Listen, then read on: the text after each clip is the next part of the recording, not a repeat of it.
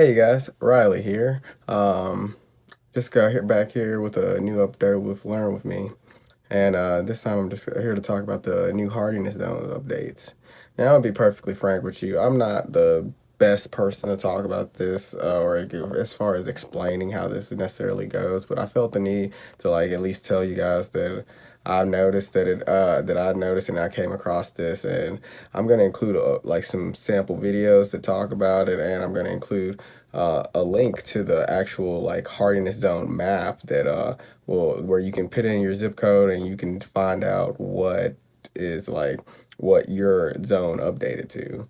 I was kind of unsure about what mine was for a while, and I kind of thought it was like somewhere between a 7B and an 8A, but it turns out I was 7B and I moved up to an 8A. So, ooh, so much excitement with that, you know. I'm just kidding. But yeah, you guys, that's the really interesting thing about it is that like it really won't change too much for you. But that being said, if you wanted to grow some things in certain conditions, that might actually yield better results for you now.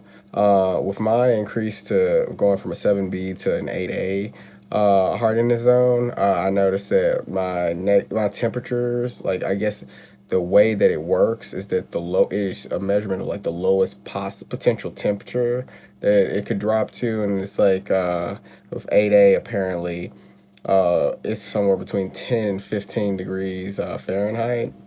So I felt that was pretty interesting. That being said, there's not going to be a whole lot that I'm going to be able to do as far as like changing. Like, I'm not going to pull up any crops. I'm not going to try to change my way of gardening.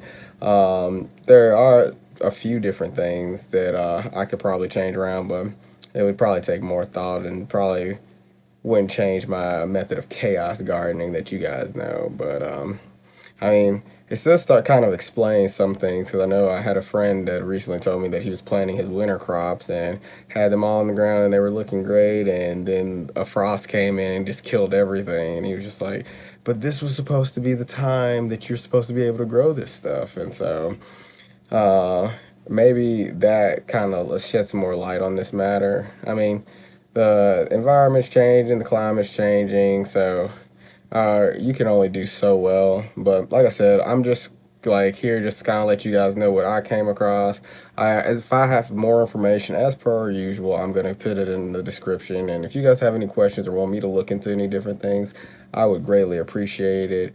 Otherwise, like comment, say hey, like, subscribe, share with a bunch of people some of this stuff. And if you guys have any more information to provide, please include it in the comments. Not just for me, not just but for everybody else that happens to come across this video, because I want everybody to have the chance to just get into gardening and understand that like just because things don't go your way, maybe it's something else that's the matter. Maybe you just didn't need to grow that plant, or maybe, like I said, the hardiness zone's changed, and you what you thought was okay to grow in your zone isn't. So, like I said, check out the link in the bio. I'll also include some other videos, and you guys stay awesome because I appreciate each and every one of you, and I love each and every one of you.